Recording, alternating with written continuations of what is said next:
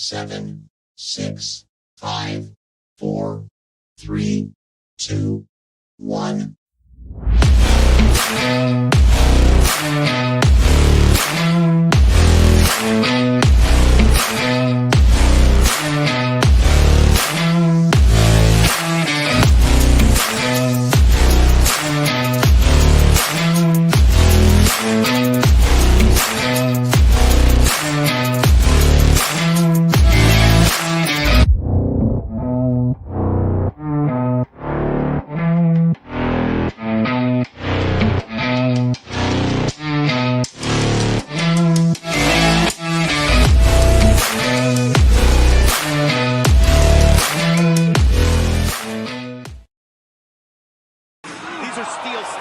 What is good, everyone? It is your boy Politicking Hot alongside my guys, Mr. Rich Michaels, Mr. Moyo Fit, Chris Wilson. We are Still Steps coming to you live on a beautiful Friday evening, courtesy of.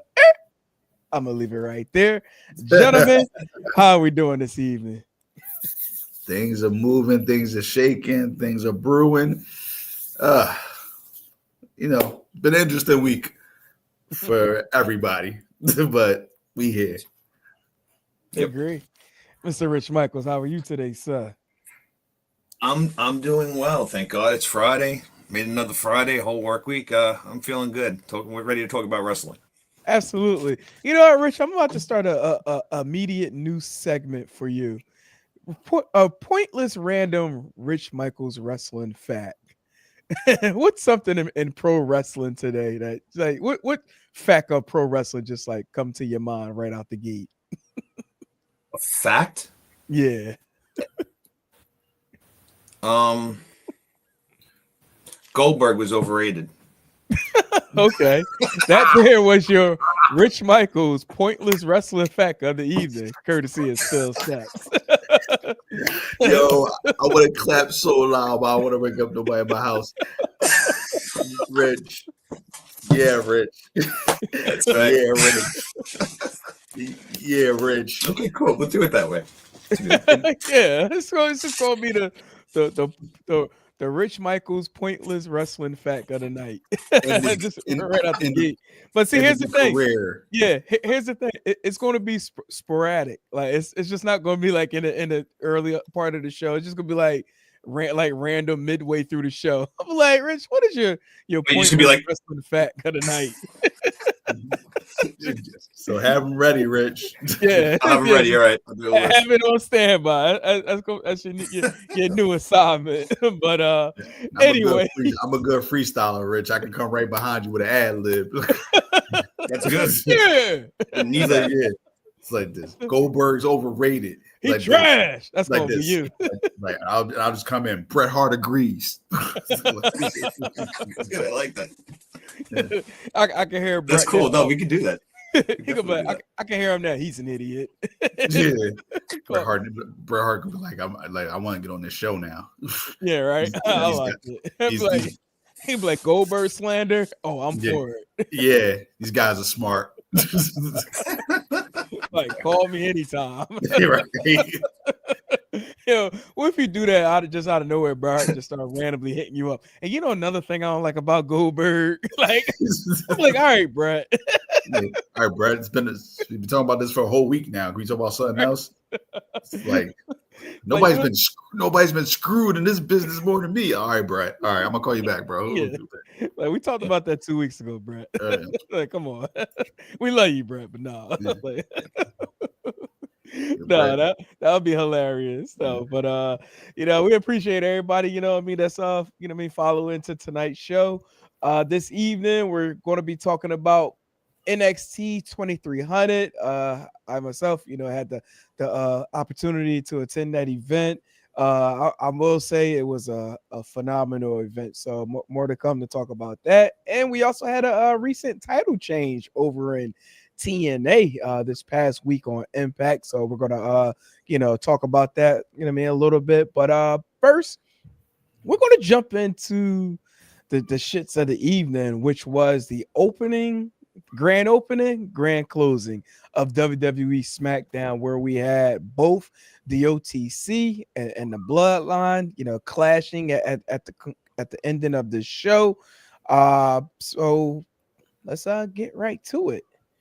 And let me get this right here. So, kicking off the show, we had both Roman and Jimmy. Just as when Roman was getting ready to speak, a member of the Usos music hit, and looking at the a little bit of disgust from Roman, like, hey, what's going on here? It was the music of one Jay Uso, Mr. Yeet, the Yeet Man. Probably thinking, why is his pop as loud as mine? Yeah, right. Yeah. He was like, who's this? like, hell? what is he coming out here for in the middle, interrupting me? But Jay came out. He said that there was a lot of misunderstanding going on, and he wanted for Roman to hear him out. Which out comes Sami Zayn. Sammy says to Roman that kick to his face, was not on purpose. The reason he showed up to both Crown Jewel and SmackDown tonight was because of Jay. He then went on to say that the moment at Crown Jewel, with the four of them in the ring, felt like family again. Says there's a level that Roman wants the family back, and Roman also loves him. Which Sammy then put the ball in Roman's court. Saying that he knows he wants everyone to fight with him, side by side, and he asked Roman to do one thing, which was to apologize to Mr. Yeet Man, Jay Uso. So, at first, Roman, actually, I jumped the gun there. He asked for him to apologize. Roman assumed that, Sammy was asking for him to apologize to him, but instead he was talking about apologizing to Jay. So therefore, Roman, he says he apologized, but, he apologized to Jay for the fact that he felt like Jay was wasting his time, bringing Sami Zayn, to come out to the ring, and that, he's not family, and that this is a family matter, and that he, needs to focus on getting the solo, which, Sammy was pretty upset about the whole situation. Then, abruptly leaving the ring. Then, we had one Jacob Fatu, coming up to the screen, and basically, long story short, he said that one Solo, is the tribal chief, and he runs on his own time. So therefore, you talk to Solo when he's ready to talk. So damn good opening segment, I must say, for SmackDown. Like it opened very strong. I love the emotion that they're developing again with Sammy being a part of the new OTC run that's going on. Oh man, it's like when you see something growing, you just like you see how this is developing.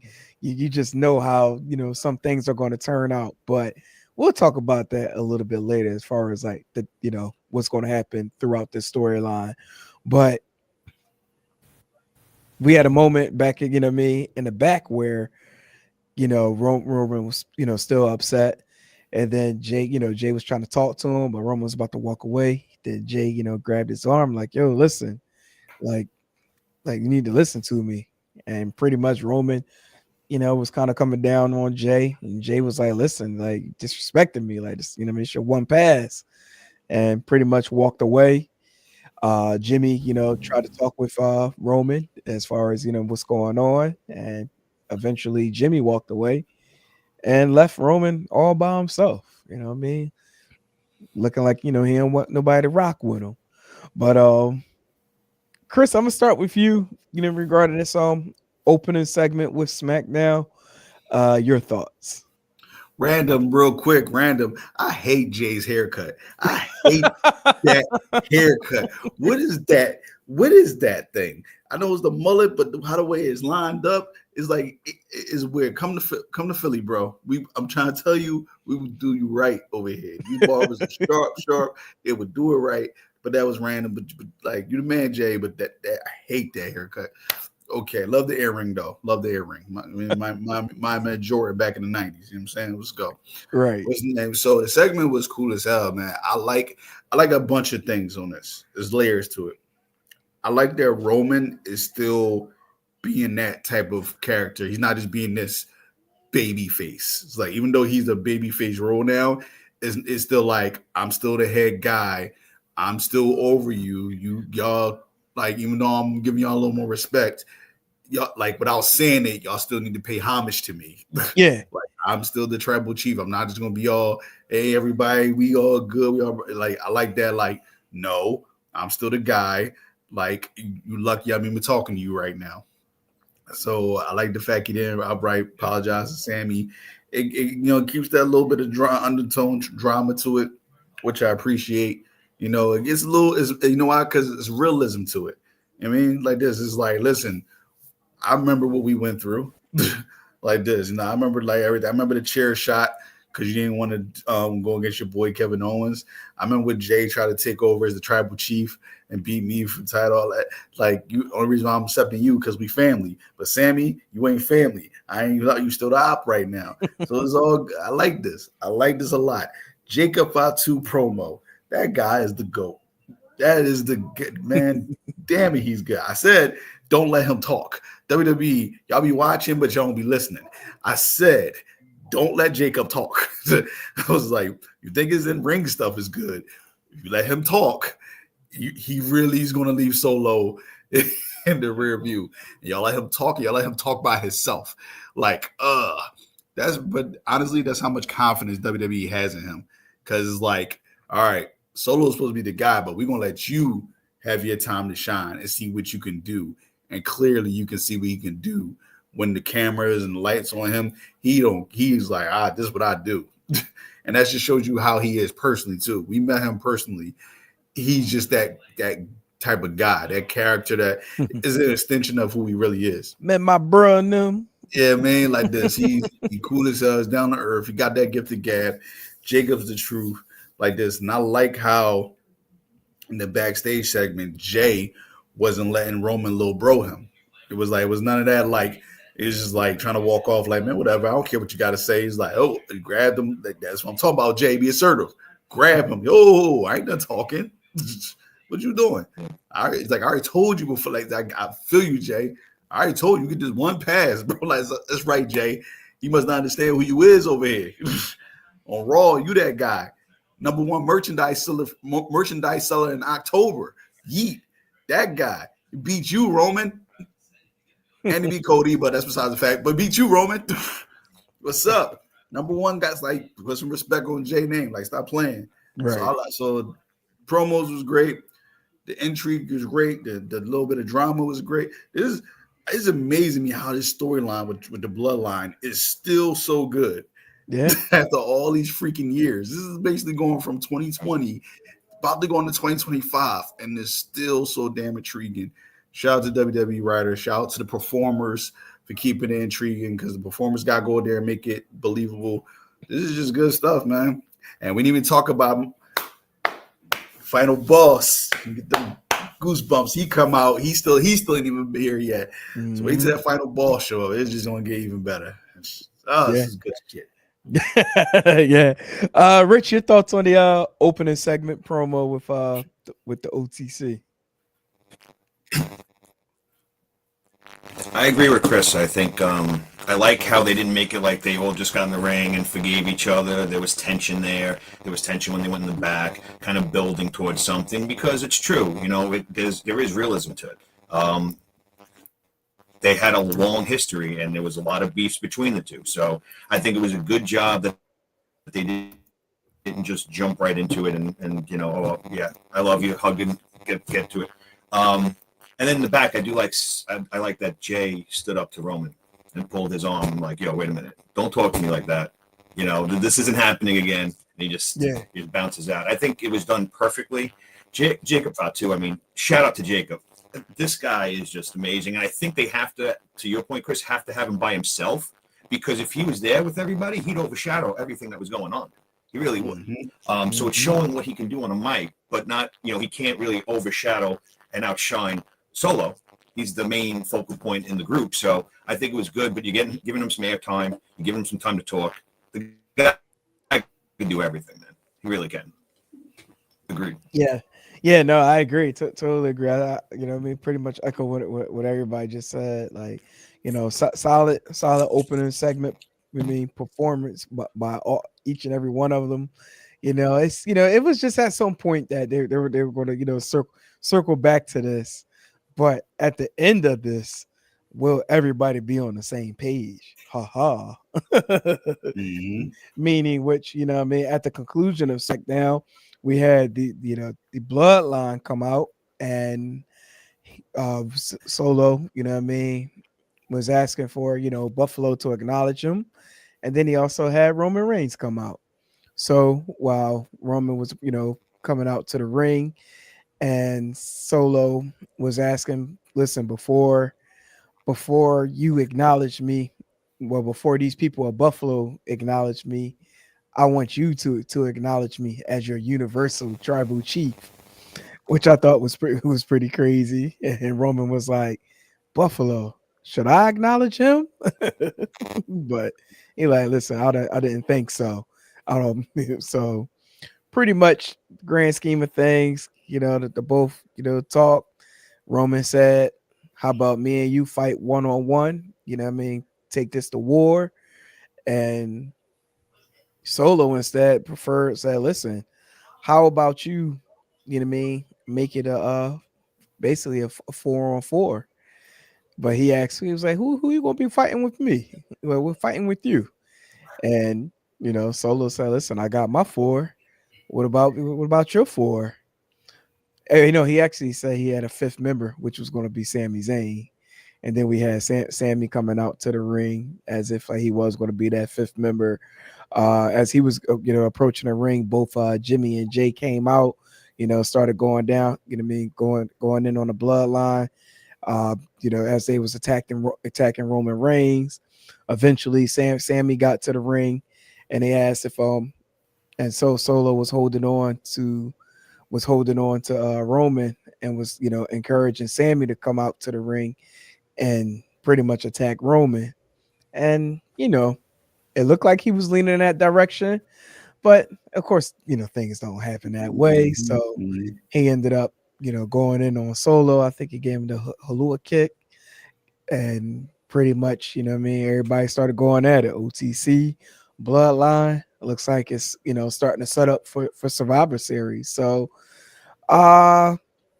before we came on tonight, and you know, we were me and Rich were talking about how you know, he couldn't see Sammy actually leaning with the bloodline. But like I was telling him, I said, you never know. Like, you know, the story does continue. So not saying that Sammy is actually going to turn, but is there the possibility Sammy does in fact turn on the OTC at Survivor Series, which, you know, this is shaping up to be a War Games match? Like, is that quite possible? Like, can any of y'all trust Sammy right now to be, you know what I mean, to align himself with the OTC? Rich, I'll start with you first on this one. Sorry. Well, they're definitely going for some friction, but you know, what you're saying is you might be onto something there, but just right off the bat, you know, you knew he wasn't going to go and kick Roman; he was going to kick Solo, and then you know, but can he be trusted? You know, there still looks like there's some friction there. They're putting some intrigue behind it, which I like. I don't think he turns, but that thought is always there. That's the best thing with WWE right now. They give you so many things to think about, so many different options, and make it so believable and relevant. It's just they're doing a great job with it. But I knew Sammy wasn't going to hit Roman. If he turns on him, he might, but I don't see that happening. My opinion. Got you, Chris. Your thoughts? Yeah, I'll echo that. What's his name? I don't see him turning on them. Like Sammy's like one of the ultimate baby faces, even though he makes a really good heel. That annoying, like agging heel, what's his name? But he's just that. Like I said, they call him the ultimate underdog for a reason. He just has that tie to the fans that people will just gravitate to. So this is what they want. This is what they've been wanting the whole time when the new bloodline took over, and when they wanted the original bloodline to kick in, they wanted Sammy back with the Usos and Roman Reigns. Like that's what everybody wanted universally. One of the games that makes the most sense for it to happen that way. So this is gonna be good. You know, like I don't think he's gonna turn on him. I think he's gonna show out in the War Games. The last War Games involved with the Bloodline was amazing. That was a really good War Game, especially how it ended when that was the War Games when Jay finally accepted Sammy. So it's crazy how here we go full circle. A year later, Jay's like defending him and saying, "Hey, this is our brother. This is our guy."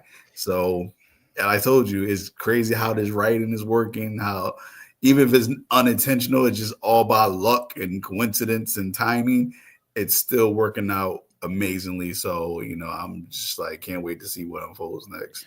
Makes good for the flashback reels when they do decide to do that. But like flashback 1 year ago, he was in the same case, and look, this year, same situation, and then he goes heel. It's like, no. I'll be honest. I don't think he'll go heel, but I won't be surprised if they leave that like that teaser of him potentially going heel. But you know what? Like looking at all of this, think about this. Everything that's going on right now is actually being ran by Jimmy.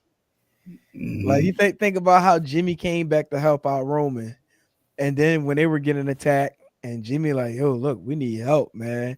And Jimmy, you know what I mean, took it upon himself to go to Raw, go to holler at his brother, and eventually he got, got him back. So then, now it's to the point where it's like, he took the opportunity, to try to get cool with Sammy. And he's like, listen, like just hear, hear him out, or well, Jay kind of, had that side of things, but I don't know, like, what if actually, we're being swerved in this, where some fans may think Sammy is going to be turning heel, and it actually be Jimmy to potentially turns heel in this whole situation. Like, listen, like I'm a big part of this family. And nobody give me my props. Nobody give me my love. Like, look who's like, in the main event level right now. You got Jay, Sammy, and Roman. That's like the hot stars right now. And meanwhile, Jimmy, Jimmy fighting, trying to earn that spot. Like, I don't know. I just feel like some type of shenanigan is going to happen with this storyline, and somebody's going to join the bloodline. That's my thought. I don't know. Could be. It'd be weird though. Jimmy does it. Jimmy soloed him is the reason why he was on the shelf for all these months. So it's like, so they put you out, then you join them now. Granted, stuff like that's happened before. It's not like it's unheard in wrestling. Like a guy gets beat up by somebody, and then next you know, I could take it back to for you young folks back in the days. There was a guy by the name of Ahmed Johnson who used to beef with the Nation of Domination relentlessly. And the next you know, he joins them. It was just like, oh, this makes sense. it's like so it's not like it's unheard of, but it would be weird if he did. But yeah, we'll see what happens. Yeah, shit. Look, take it even more recent with the freaking Adam Cole MJF storyline. Yeah, like, about that. Like I don't know, like Cole was the main heel. And they had everything, with MJF being like the baby face. And now all of a sudden the role is reversed. like that. Like that. Like we just supposed to forget about that. Yeah, Adam Cole traded on him, but somehow MJF is the heel now. Wrestler, man. Very fickle. I love it. Exactly. Very fickle, but it's funny. It's entertaining. The World Fickle Federation. So, real talk. Real talk. But overall though, still great segment. Tonight on SmackDown. Very interested to see, what more they're going to do leading up to Survivor Series. When is Survivor Series? I think in 3 weeks. About to say the end of November. It's at the end of November? Damn. I believe so, yeah. It was close. Do they Goodness do it gracious. with different? Because I know War Games is usually 5-on-5, but sometimes they do it like 4-on-4. Is this what they're going with, or do you think they're going to add? Yeah. Before they used to do it originally, it was 5-on-5. Yeah. Then they went to 4-on-4 for a little bit, but then they went back to 5-on-5. So I don't know what they're doing now. Is it 4-on-4? Yeah. Well, I believe it looks like it's going to be 4-on-4. About to say I don't think this one's 5-on-5. It would make it don't need because it wouldn't need a fifth member. It would make sense to add somebody Right. at this point. I think it's so too late in this. Yeah, it's too late in the because you add somebody, even if you add family member on both sides, it's kind of like, all right, we probably wouldn't even honestly know who they are. Like we would know because we're we're wrestling marks, but like your casuals would be like, who the hell is this? I'm a mark, damn it. Well, you brought up The Rock, which made me think. That's all. Yeah, now The Rock At would some make point, I'm perfect sure he's sense. going to be involved in some way. Yeah, The Rock would make perfect sense, but The Rock is not doing the War Games match. He's just not. Yeah, no. I wouldn't be shocked if he didn't, make an appearance though somehow. I see him coming out again to look at everybody, do this thing again, and just walk off. like in disgust. Yeah. The hell is going on here? Yeah, it's like you lost the like this ain't what I set up for. Like that'd be something. Roman, you lost to Cody, and Solo, you lose to Roman. I'm taking over the family now. Like, what in the bloody hell is going on here? Yeah, but no, that would be dope. We got some somewhat breaking news to say. Looks like this was announced 55 minutes ago from Triple H, and that is I'm bringing it up on the screen. Did y'all see this? The Women's United States Championship. No, I did not see that. About time they made a mid-card women's belt. Yeah, so it looks like, well, wow. Okay. I'm just assuming at this moment, but in his post, he says the women of WWE continue to show that they are the very best in the business. The Women's United States Championship will showcase their continued effort. So who's going to step up and take it? And that's it. Oh, wow. Okay. I thought it would have been a women's intercontinental belt, to be honest. What's name? Like they needed a mid-card belt, period. But I thought the women's intercontinental belt would have made more sense. Was named that's just the more recognizable, popular, I guess, respected belt of the mid-card belts. Right. What's name? But I'm glad they made it, like, because I told you that women's tag team belts, they just like their ass. I feel bad saying that because it's on my girl Bianca. I love her to death, #1 fan. But those belts are ass. Like they just like nobody cares about them at all. So that's all. The women needed this. They have the main belts, girls, and then the mid card belt, girls. That's cool. Like that'd be fine. So now this gives a chance for these girls who deserved the shine or earned the shine, I should say, and now to see if they can get it. Got from anybody, Shayna Baszler's, Candice LeRae's, like the stupid Speed Women's Championship. Like nobody cares about that. I'm saying nobody cares. What title's worse, the Speed Championship or the 24/7? It might be tied, bro. It might be tied. Isn't Andrade the Speed champion? Honestly, I don't even know. I don't even really follow the Speed champion. That's what I'm saying. Like, his belt's an ass, man. I'm not gonna lie. I kind of forgot that it even existed until you brought it up. See, that's what I'm saying. like no bullshit. Like, I was like when you brought it up, I was like, oh shit, they do got that belt. Yeah, like I don't know who idea that was, but just trash it, get rid of it. Nobody would care. Nobody. They say if you look at the YouTube numbers, who gives? Nobody care about that shit. Like all right, I got one for you. Rank them in this order. Like you most likely to carry to least likely to carry. The Hardcore Championship, the mangled one, the 24/7 or the Speed Championship.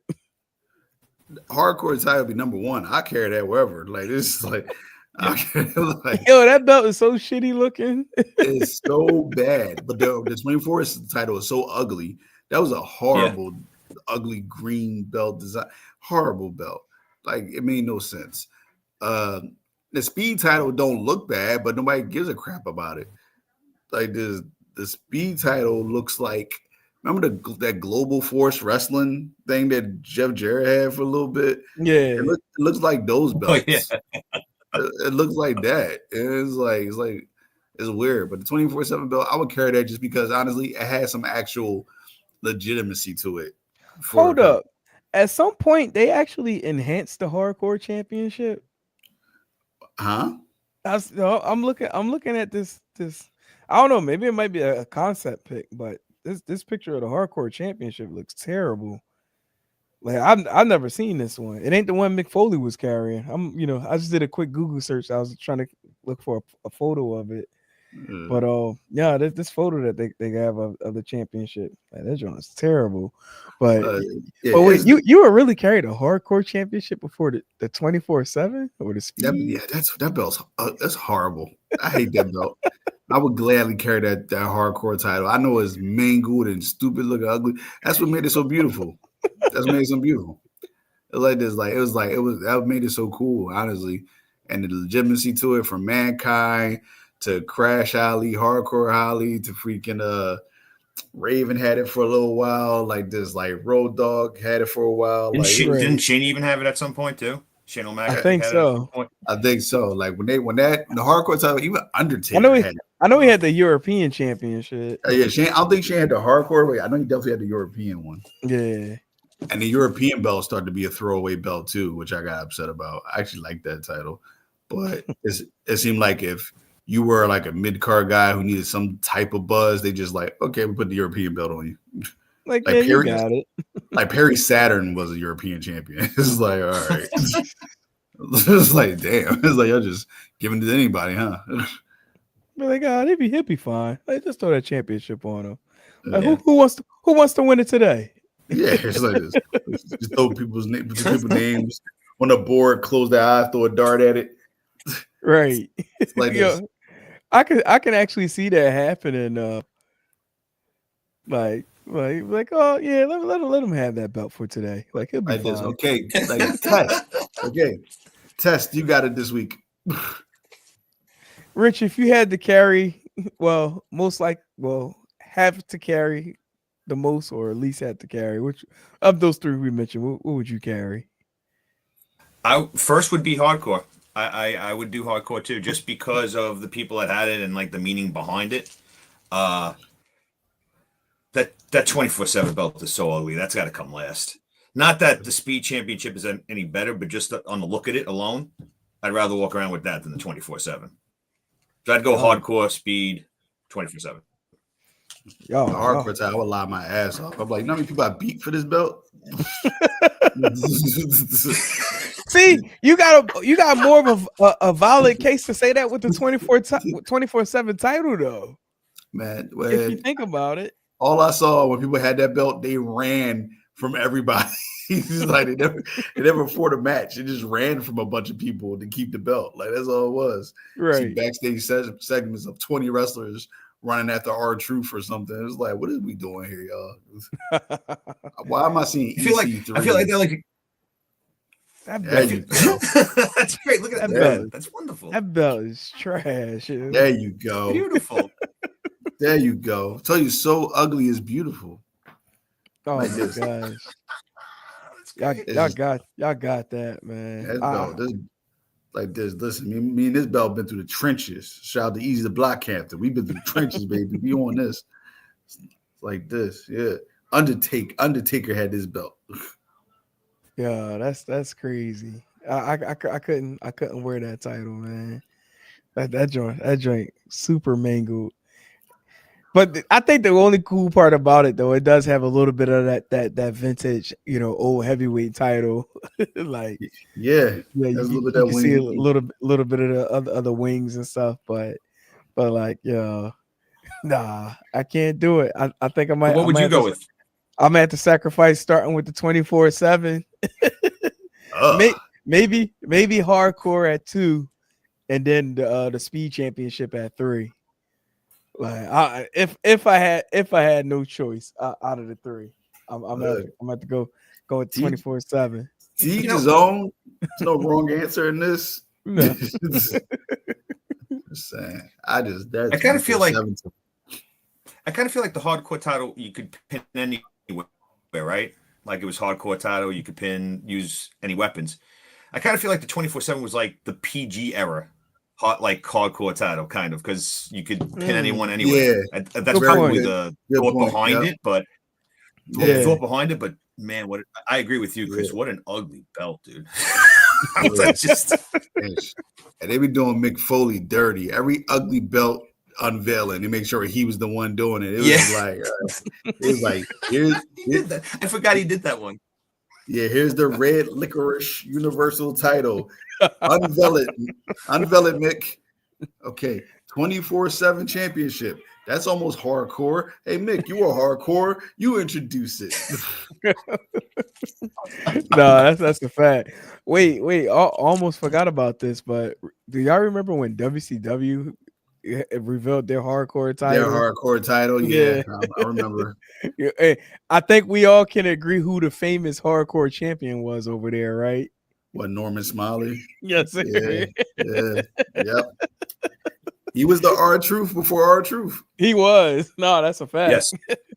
He was the R-Truth before R-Truth. He was a comedic wrestler who had legit like wrestling. Like he was actually good in the ring too. Like he was actually good, but he just got the comedic aspect to it. And I used to feel uncomfortable watching him wrestling. I always thought his wrestling trunks were way too small. I was like, bro, like I know you can get bigger tights than that. Like why are they so like why they very small? Like, and I was a kid watching this, thinking that to myself. I'm like, this is like that's the like that. Do you have to wear those? Like, like you ain't got nothing else.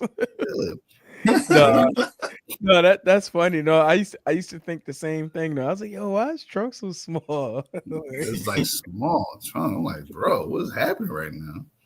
Oh, like when it used to come to the Spectrum, I just wanted that one opportunity to sit ringside. So I could just be like, little ass trunks. Yeah. You know what though? Shout out to respect though. Shout out to Norman Smiley. That man did not age at all. He looked the same. I watched this old WCW throwback from back in it has to be probably the late 80s, honestly. It's probably the late 80s. They was having this tag team cup tournament. Yeah. And he was in it. I didn't know it was him though. I watched it when I was younger. I went back and watched it recently, 2 years ago, something. And it was these guys from Britain. And one of them was Norman Smiley. I was like, holy shit. He was in WCW in the late 80s. Like how old is this guy? That's wild. Cause I remember him coming on to this. Yeah, I remember him coming on to the scene, and he was in mostly squash matches. Yeah. But for some reason, he just stuck around. And I never understood that. But he just got over. He did that little wiggle shimmy thing, and people just loved it, I guess, enough to where he kept coming back, but then eventually he got over. Right. Especially with the Attitude Era is WWE, obviously, but it translated to WCW too in their own way. And anytime he did that little wiggle or the thing, people used to go crazy about it. I just be like, yo. But like I said, he became the comedic wrestler, right. And that honestly makes you last longer than people that have actual talent. It's crazy.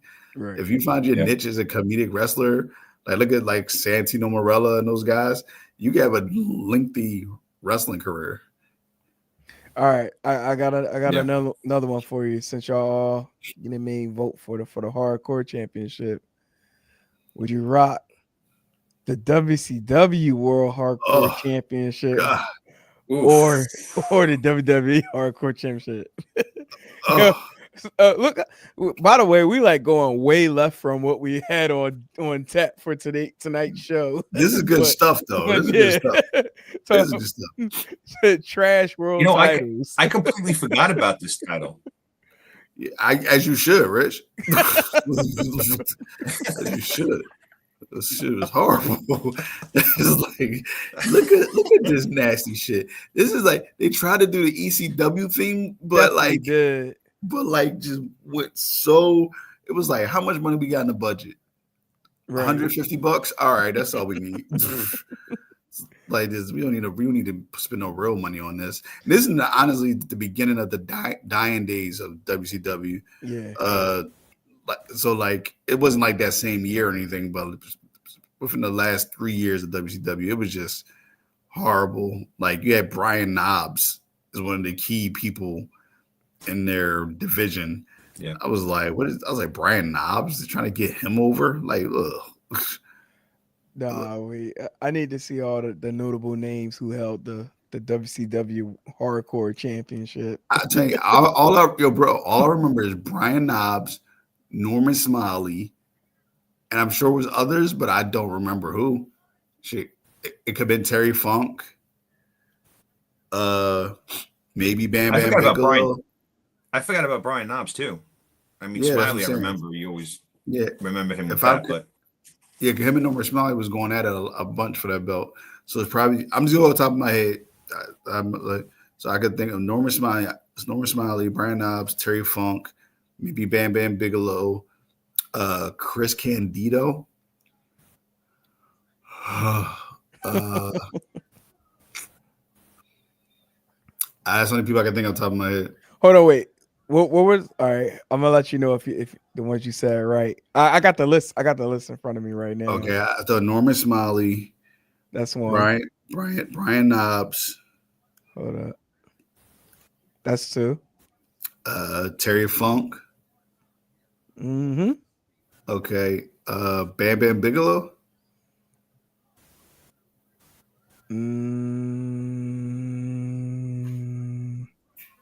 That is correct. Oh wow! Okay. Wow. As a matter of fact, not for nothing, Norman Smiley was the first hardcore champion.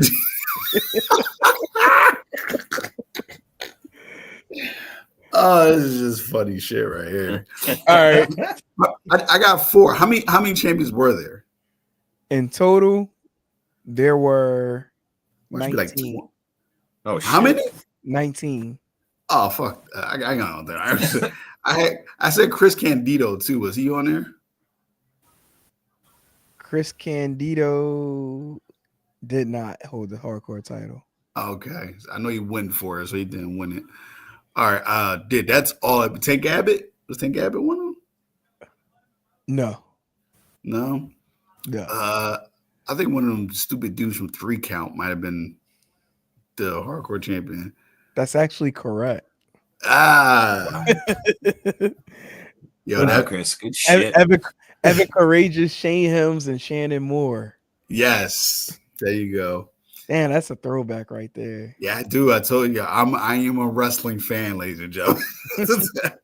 All right, who do you believe held the title the most?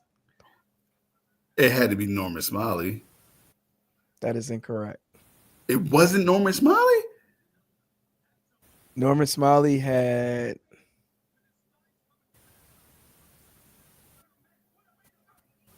he was a 2-time champ. That's it? Yes. Somebody actually has more. How many? As a matter of fact, there's actually a tie for the one who was a multi-time champion for that hardcore title. Was Mike Awesome a champion? I'm checking. No, he was not. But the names you named are actually two of the people who were multi-time world hardcore champion in WCW. Okay, I'm not gonna guess who had it the most. I'm surprised I remember the people I remembered. I give Brian Knobbs and Terry Funk. Both I figured. were 3-time champions. 3-time champions. Okay. Yeah, Like, that's interesting. Norman wow. Smiley, yeah, he only had it twice, but he might and combine his, I think his championship reigns might have been a combined the longest of holding the title. Like he's held it the longest. Oh, okay. Yeah. That's crazy. But yeah, those titles suck. Another pointless wrestling fact this evening, courtesy of Still Steps. Listen, y'all were intrigued. I don't want to hear that. This is stuff people like to talk about for real. All right. Like, are you not entertained? So, all right, let's switch it up a little bit. NXT. NXT was at the 2300 Arena this past Wednesday. Had the opportunity to attend.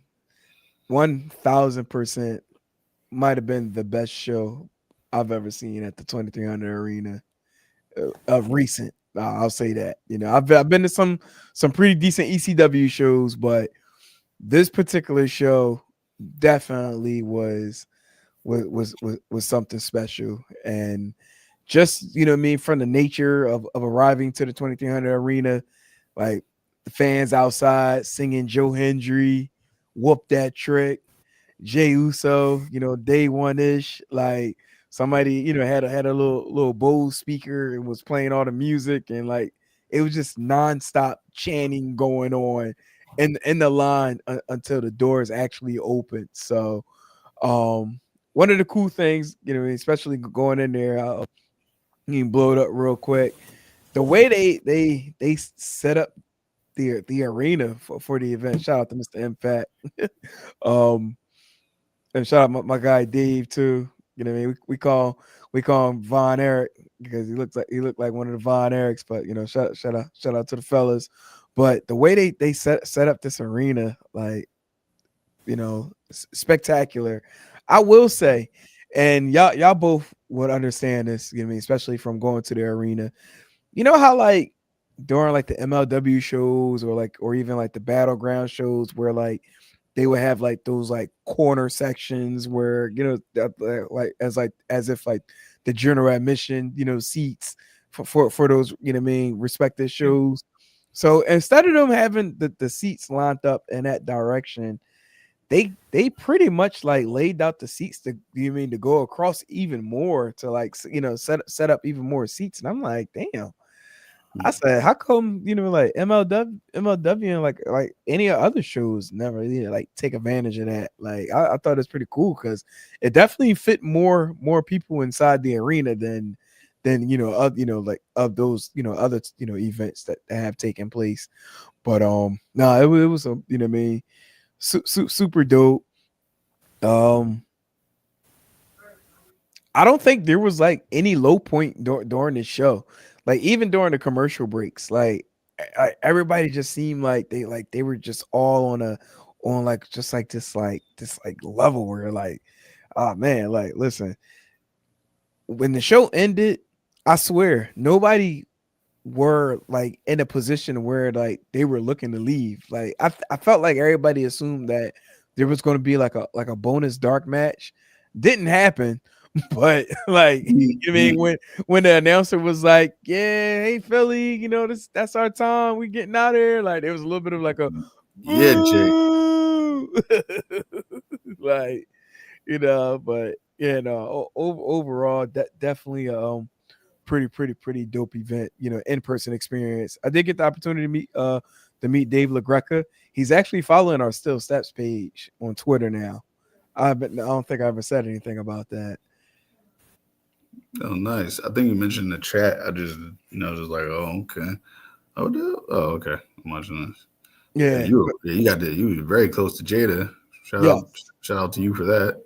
Absolutely. Shout out to WWE for not allowing us our normal seats. like that's all on them. Honestly, because I was like, hey, I said, wherever we are is where we are. But they moved us on the opposite side.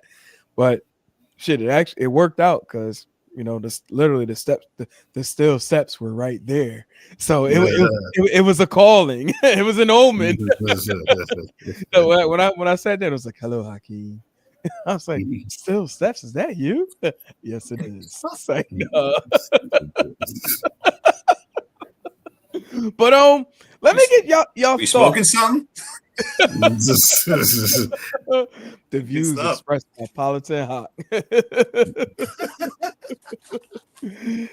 Anyway, but I was jealous that I couldn't be there, man. Just watching it on TV, I watched the whole thing, man. The energy in there, you could just feel the energy with the crowd. dude, I ain't gonna lie to you. There was a gentleman that sat on the opposite side that kind of looked like you. I started to text you like, "Yo, did you pull up the NXT?" like on the other side, I was like, he kind of favored you. I was about to hit you up. Like, wait, I said, did he pull up? I was like, wait a minute. I said he would have texted me. I was like, Richmond. Oh yeah, definitely. It was you. Yeah, no. But no, like from the visuals, like from TV, like I want to get y'all thoughts, because I will say one thing, and I get y'all thoughts. Like, how I've been explaining how hyped this crowd was. When I did watch the playback, you could tell they enhanced a great deal of the audio, especially with the mute button, with all the cursing that was taking place. So, but I felt like if they kept it regular to what it actually was inside the arena, like I think it probably would have came off on TV like even better than what it looked like. But let me I want to get your thoughts as far as like the way to displays. You know what I mean, Rich? I start with you, because I know you've been to the 2300 arena countless times, and we've seen many different setups at that arena. I wish I had the audio on that. I had did the mute button on that, but I'll play that for y'all later. But your thoughts of the visual of the setup, you know what I mean, from television. I like the setup. I thought the setup was really good. They definitely, I mean, you talk about MLW or Battleground, obviously WWE could have put as many seats as they possibly could have, and they would have filled all of them.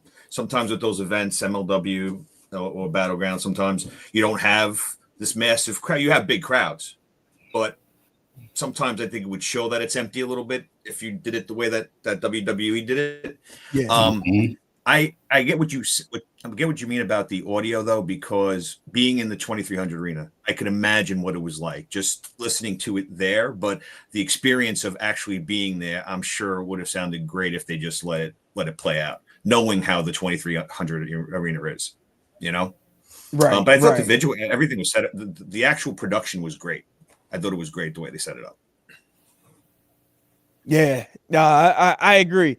And that's what bothered me. Like when I saw it, I'm like, oh man, like the crowd was super pumped during certain spots, and I'm like, and it seemed like it didn't really carry as loud on TV. Like it was loud, but knowing that 2300 arena loud, it's like a totally different, different type of quality. You know what I would make the comparison to.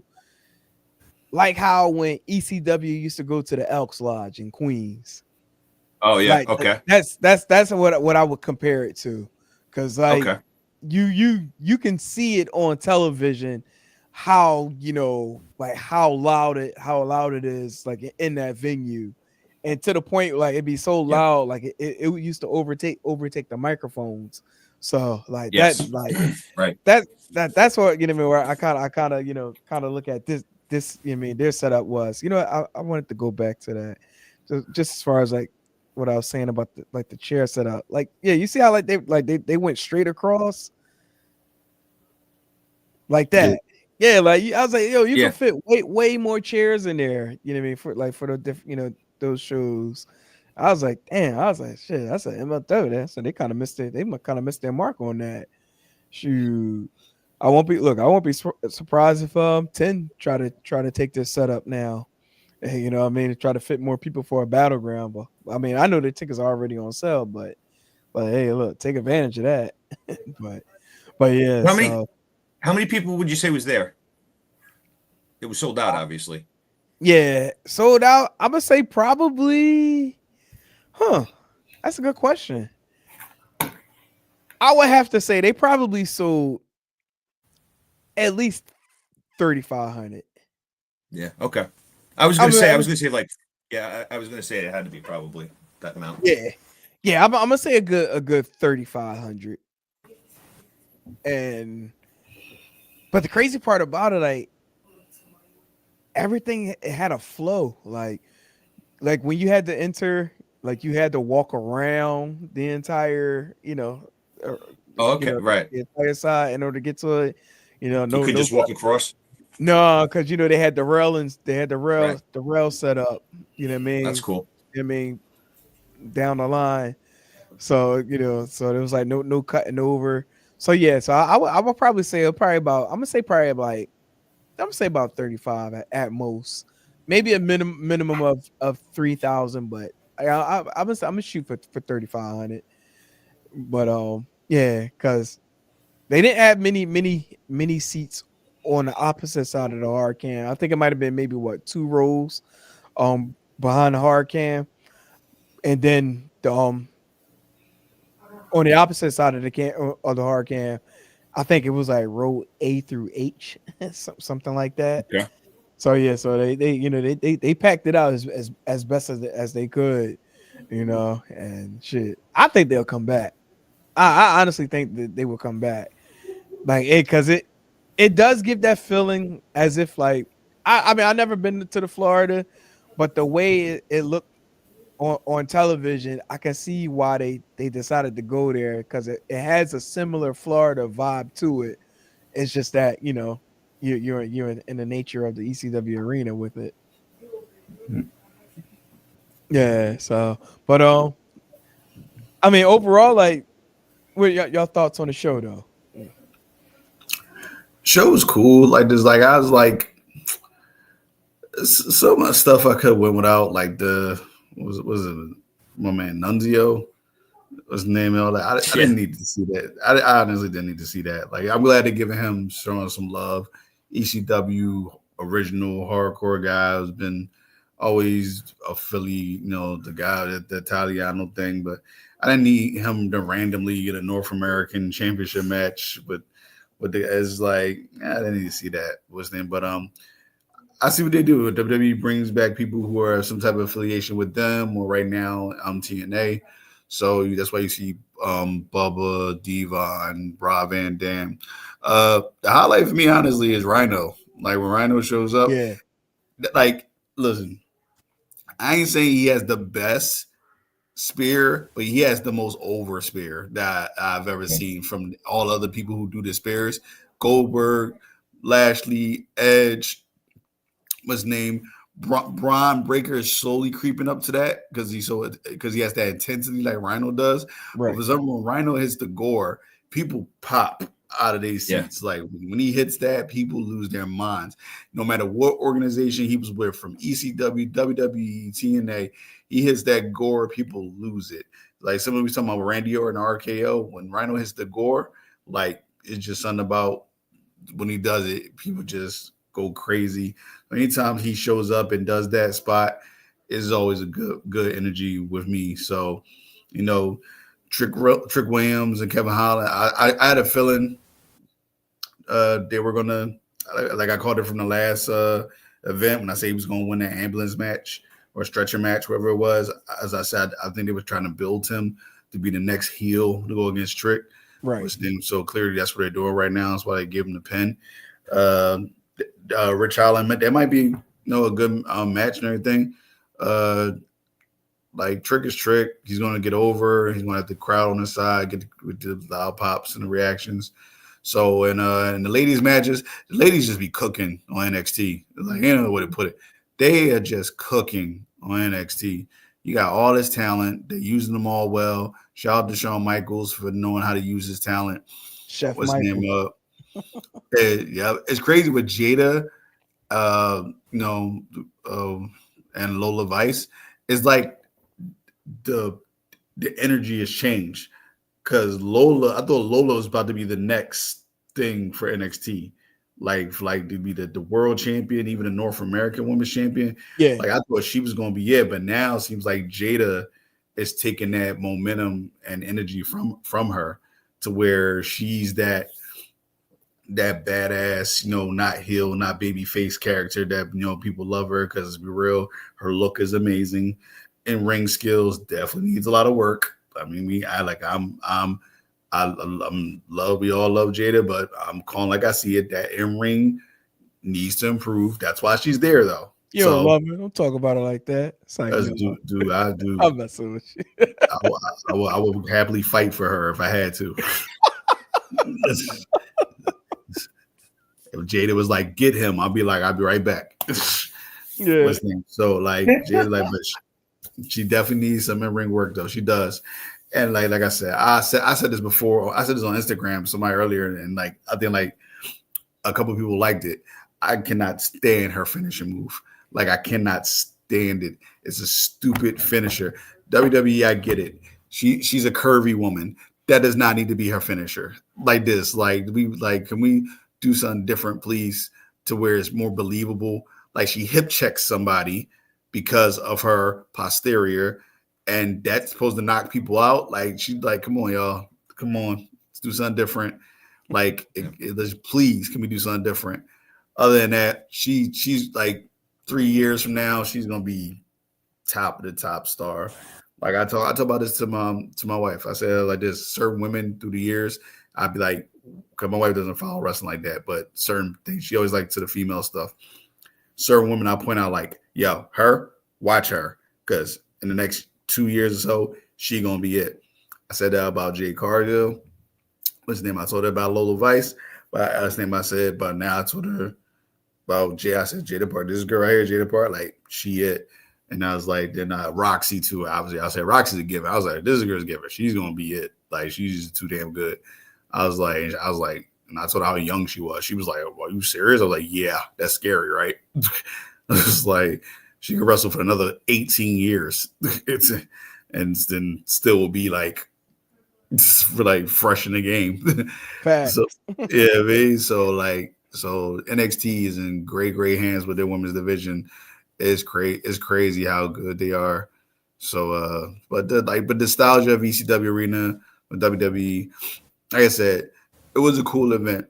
Like I said, I wish it was, for me, I'm being a little too critical, but I wish it was a tiny bit more entertaining. I wish some of the people they could bring back some little more different names. Like, man, like, dude, like bring back Just Incredible. Like this. Why not? Like this, bring back Lance Storm and those guys. Like you guys still got a good rapport with them. It's like this. Like I'm always happy to see Rob Van Dam, but I didn't have to see Bubba. Like this, but but I didn't have to see him. I really did. I'm sorry, I didn't have to see him. But like, especially in the match with Trick Williams, is like, all right, this is random as hell. This is random.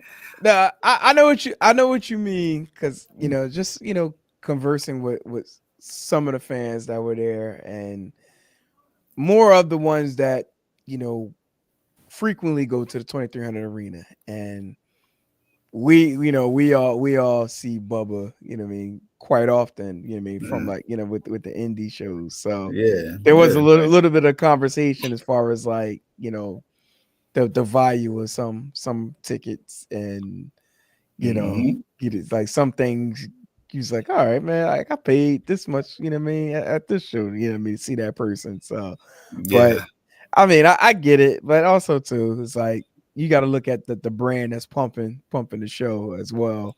So it's like, you're going to pay those prices, but like as far as like what what? Oh, go ahead, Rich. No, I was just going to say, like, the girls, in my opinion, the women, in my opinion, were the best part of the show. Opening up with the hardcore match, set the tone, and then the finishing. To me, all the other things, like you were saying, Chris, with Bubba and just Trick. All right, it was good, but it wasn't really necessary. That part with Nunzio too, it was just a little overkill. But I thought the women killed it. To me, they were the best part of the show. And I like the intro too, the way that they did the intro with the ECW music and stuff. That was pretty awesome. Yeah, that was fire. That was fire. Yeah. Yeah, I agree. You know, with the intro, paying homage, you know, me to the old intro. One thing I do appreciate about the show, they didn't overdo it as far as like, you know, the nostalgia of ECW, meaning like you said, I like, although I know you said like, you know, you didn't really have to, you know, you didn't really need Nunzio, like it was almost like a passing of the torch per se, you know what I mean, like with Tony D. So it's like, you know, the passing of the FBI brand in a way. So like, you know what I mean, they can carry that, you know what I mean, into the next generation with WWE. uh, Remember last week I was pretty critical about Dawn Marie being the special guest referee for the Yeah. hardcore match, and I gotta be honest, like she did the damn thing out there, like, you know what I mean, Yeah, being a good. special guest ref. Yes, it still looks Yeah, she good was good. too. Like she still looks good. Francine still looks good. I did think I thought Francine was going to be a little bit more involved than what she was. You know, aside from just being ringside for the 10-woman tag team match. So, you know, I thought you know what I mean, we probably would get a little bit more out of her, but I'm glad they kept it to a level where it's like, you know, you pay your respects, passing of the torches, you know, the whole nine. Like it wasn't oversaturated. Like that I'm, you know what I mean, glad it wasn't like that. Now, to me, I feel like for the way that show was ran, if they were to in fact to return to the 2300 arena, I think they don't have to have the whole ECW nostalgia behind it. Like, Yeah. you know, you kind of got that over with this show. Right. Now it's all hands on deck as far as, you know what I mean, pumping, you know what I mean, pumping the brand, you know what I mean, if they, you know what I mean, were to decide to want to run there in the future and just, you know what I mean, go about, you know, going about the product. Like, so, but I can't see them not coming back. Like Yeah. I, Yeah. They I, have to. I can't, you know, like that crowd was hot. Like Mhm. it was hot. It literally was hot in there too. Like she took my damn you know, I had my ECW shirt on. I took that joint off. Like so it was hot in this joint. You know, who expected, you know what I mean, for it to be And the 80 degrees tickets, in November. Yeah. True. I know, crazy the weather. And the tickets Mm, sold out like in 2 minutes, wasn't it? Like really fast. yeah, Too. so The tickets. sold out in 2 minutes. Like, but you know what Yeah, they'll happened? definitely be back. Oh yeah, for sure. You know what happened? Like they sold out, but then it's like for some reason it's like they were like slowly like putting tickets back on the mat. Now I wonder, I think if that was something that they were doing, like as far as like they originally mapped out, you know what I mean, X amount of seats. Then they Could probably be. saw, you know what I mean, the number of tickets that sold, like, you know what? All right, let's add additional, you know what I mean? You know what I mean? As long as we can accommodate it, like let's just add the additional tickets. Because they did add additional tickets like the day of the show, but according, you know what I mean, to the building, they had a sign up that said that, you know, all tickets were sold out for tonight. So yeah, but no, it definitely was a dope event. You know, I hope they do come back. Like, I needed to run that back. Like, that was definitely a dope show. So, and finally, originally we was going to talk, you know, talk a little AEW tonight, but we'll save that for next week. But I do want to close out, and you know what I mean, with congratulations to one Moose defeating Moose. defeating Mike Bailey to become the new TNA X Division champion. You know what I mean? It looks like, you know what I mean, our guys, you know what I mean, from the system are preparing to, you know what I mean, reclaim some titles in TNA. Because our guy Eddie Edwards, he also won his match to where now he's the number one contender to fight to face Nick Nemeth at the next TNA pay-per-view. So looks like our guys in the system, you know what I mean, trying to get their straps paws back, you know. So, but gentlemen, y'all thoughts on Moose, you know what I mean, continuing to collect championships in TNA. Start with you, Rich. You know, I like it. He's big. He's strong. He's definitely, you know, He's definitely championship material. I think keeping without having the main title on him, this is a perfect belt that fits him. I really am surprised. I mean, I knew that Mike Bailey was not going to have a long reign. I didn't realize how short it was going to be. But yeah, it makes sense. It makes sense to have a title on him. Absolutely. Yeah, shout out to Moose. Moose. Yo, it's my guy, man. I've been a fan of him ever since he debuted on TNA. I didn't know where his ceiling was going to be, but to me, he's always just surpassed expectations. Like he's like had no professional wrestling background when he came into TNA, and he just like worked hard at his craft, continued to train, continued to work on his character through the years, from face to heel, and just like get better and better at it. Like I said, he's a guy who could be a world champion at any time. It don't like this. He just fits that mold. He has that look, and like I said, without like what Rich was saying, without having a world title, this belt also looks fine on him. Fits fine. X Division's hasn't been like the championship of the smaller guys for a long time now. It's just basically about a guy who's good, Right. I mean, so it just for a guy that's good like Moose, somebody who has this presence, the charisma, this intimidating, like bulldozing, like look to him, like for him to have this title, like it gives the title legitimacy. And I'm always happy for Moose. Like he's a guy. Honestly, for years and years, I wish he was in like got called like to WWE, but seems like he's a TNA lifer, man, and but which is good. Like he clearly is happy there.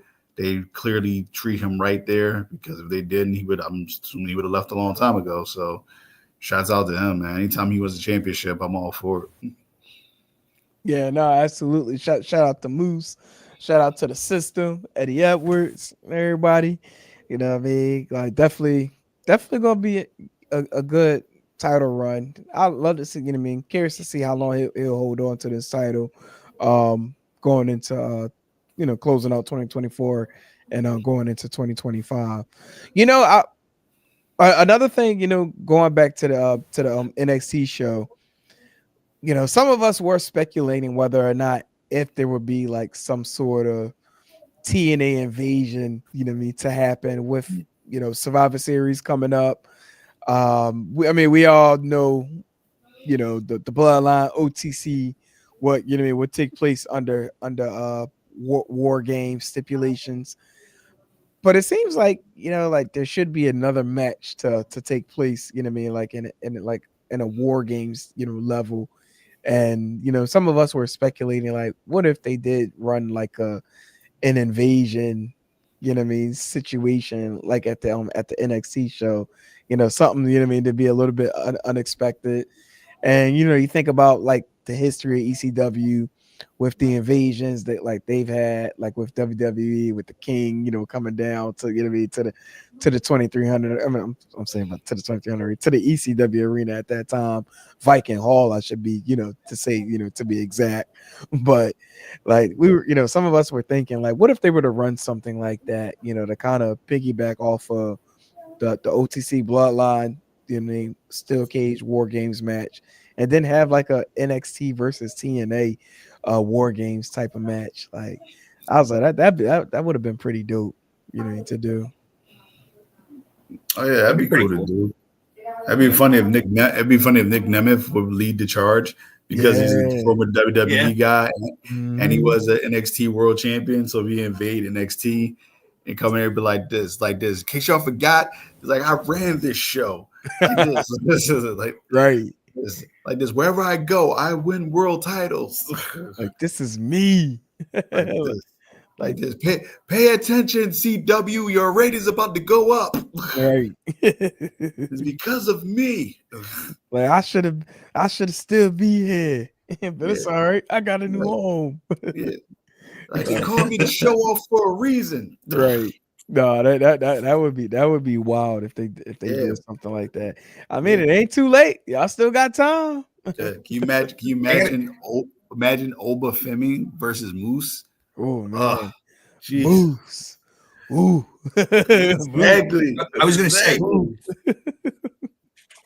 I was gonna say if you did have that angle and it did happen, who would be like, let's say a war game setup? Who would you be? Who would be Team TNA and NXT? Who would you put in the ring together?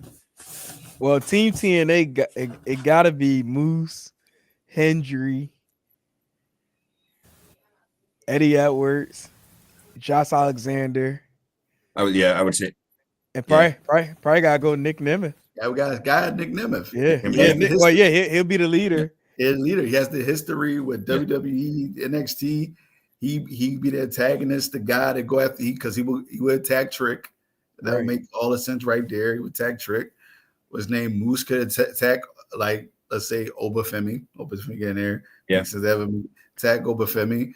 They say you think you're this big dominant guy. I'm the dominant guy over here, blah, blah, blah, blah. I'm the new wrestling god. Yeah, exactly. So definitely Josh Alexander, like you said, Nick Nemeth, Moose. I guess Eddie Edwards would make sense too. Eddie Edwards, I guess you kind of have to do. That makes sense. Yeah. I mean, because he a lifer over in TNA. Yeah. So Joe Henry would be my black sheep because like it would be a yes and a I don't know, not a no, just a I don't know. But it's crazy. I could see Joe Hendry doing some type of shit where like he actually turns on TNA to go to NXT. Yeah, I was just about to say that. That's why I said Joe Henry would be I don't know. Like this is like he's so over. It's like I don't even consider him TNA anymore, even though he's there for like another year. Right. It's like so if not him, it'd be crazy as shit if the Hardy Boys was to join that. Honestly, I don't want them. But it would be crazy if they would like join in. It's like, hey, WWE, remember us? Right. That would be wild. You thought we were washed, but now look at us. We're the champions. Now wait, we still got to fill out the NXT side. So who you say? You said Trick first. Trick, Obafemi. Obafemi. Okay. What's his name? I would guess you will put. I'm not big on him, but what's my man, the North American champion? We're just talking about him. Oh, you talking about Tony? Yeah, Tony D'Angelo. Tony D'Angelo. I guess we'll put him because he's a champion, so makes sense. Yeah. I honestly will put Wesley. Oh yeah. You would put Wesley. Yeah. You need a smaller guy who could do all the athletic stuff off the cage and all that stuff. So Tony D, Trick Williams, Obafemi, Wesley, and you would need one more. Who would be the fifth guy that makes total sense? That who would you think is the fifth guy? That's the thing I'm trying to blur on. Yeah, I'm trying to think of someone myself. Like who would actually be that fifth? Because they do have talent there in NXT, but it's like who would fit in there? In that scene. Yeah, because you can't do Ethan Page because you can't trust him. Right. Look, I don't think you would want to do it. Can you borrow Mello back? I just say Mello come on, but I say so Ethan Page wouldn't do it because he don't care about nobody but himself. Right. What's the name? I don't want the Chase You guy. He getting tossed out. Yeah, I don't want him. I'm sorry. Honestly, the fifth guy with NXT is crazy. I really wouldn't know who would be the fifth guy. That somebody that's like, yep, that makes sense. Oh, it might be the what's my man name? The other high flyer guy. He just faced Wesley. Are you talking about Javon Evans? Javon Evans. He's kind of over right now, so probably him. Right. Two high flyers, like a bump, crazy. Five. It's actually not bad. I like it. You got some big guys, some high flyers. Yeah, got big guys, high flyers. People I book it. wrestle. Yeah.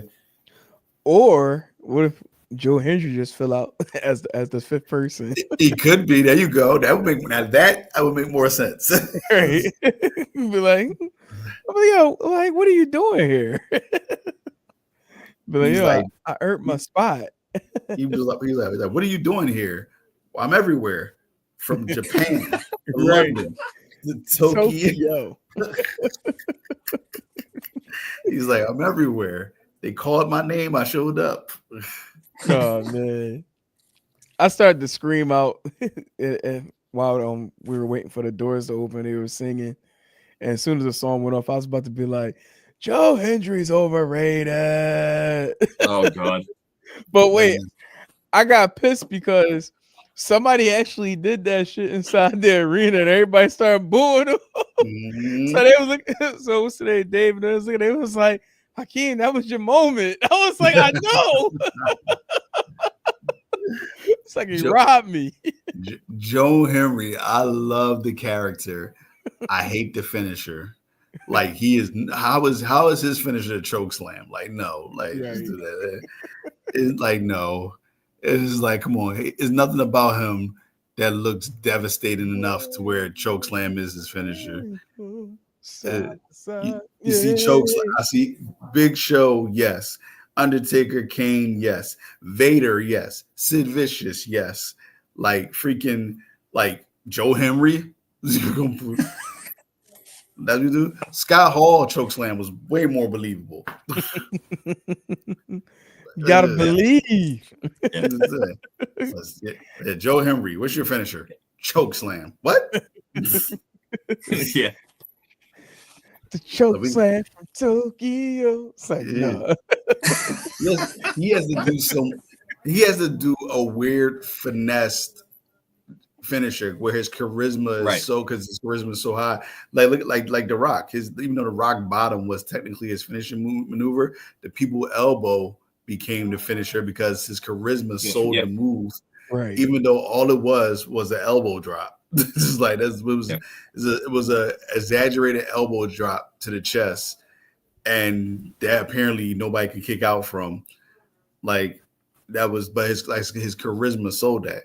Like way back when, younger fans, younger folks watching, Dusty Rhodes, his finisher was an elbow drop. Apparently, nobody can get up from it. But if you believed it, because how the way he sold it and sold himself to where, like, yup, nobody kicking out from that elbow drop.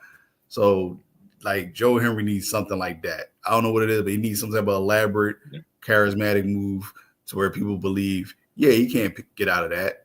But a chokeslam, no, I ain't believing that one, son. You know what? We need to table and do a segment one day where we just talk about like the most iconic finisher move that no one could ever break. You know what I mean? Kick out of. Like right out the gate, like I just instantly thought about the perfect plex. Like how like nobody could ever kick out the perfect plex. Even though one of their shoulders was open. All they had to do was this. All they had to do was this. Like all they had to do was this. He didn't have to kick out. All you had to do was move your shoulder. 1, 2. It's like the perfect plex is one of the most protected moves, finishers ever. Like it really was. Of course, Hulk Hogan's leg drop. Nobody ever kicks out of that. What about the Macho Man's elbow drop? I'm about to say Macho Man's elbow drop was pretty protected too. Not too many people got up from that. Yeah. Obviously a Stone Cold Stunner. If he hit you with that, who kicked out of that? I can't think of anybody on top of my head to get, but maybe The Rock. Did The Rock? Like what was I think that? The Rock did WrestleMania at 17. Yeah, I think The Rock did WrestleMania, but like besides that, like what's the name? Like, but like that was some protective finishes right there. Oh yeah, no, we definitely going to have to table that for a future show. I love how The Rock used to take the stunner though. How he go, he's like exaggerate, he'll flip over and go right into the ropes. The Rock had the best reaction to the stunner, and so did what's the name on the low too. Kurt Angle. Kurt Angle. Yeah. He would just pop right back up and fall backwards. Like it was like he was really. Kurt Angle was a freak, like somebody who took to the business that fast and became that successful, and who just got it. Like the mentality of it, he got it so quickly because he wasn't afraid to make fun of himself. once he got that, he was off to the races. Right. No, that's a fact. Yeah, he's good. Definitely a fact. One stunner Never that liked the comes to English slam, mind. by the way. Like what? I never liked the English slam, by the way. Oh no, that was stupid. Weird One stunner that finisher. comes to mind though. I don't know if you guys, it was at WrestleMania with Scott Hall against Stone Cold. Oh yeah. Oh yeah. And he took the stunner and he goes And flying jumps 6 feet up, up in yeah. the air. Mhm. I give Scott Hall Look at that. that. That wasn't a good match at all, but it was like It was. he sold the ending hell was out of that best. stunner. He sold the hell out of that stunner. I was going to mention him as well as and Triple H. Triple H sold the stunner pretty good too. Yeah. Yeah. Austin Theory sold the hell out of it. Like he did like the Michael Jordan pose after he took the previous stunner. I was like, damn, what the like he sold the heck out of that. No, that's great. That's great. Yeah, so there's a bunch of finishers that we should do that one day. Our top 3 finishers we love and the top 3 we hated.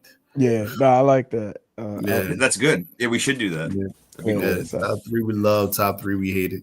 All right, we'll definitely table that. So, all right, gentlemen, we are at the hour and 25-minute mark for this evening. So, we're gonna kick on out of here. Any programming notes?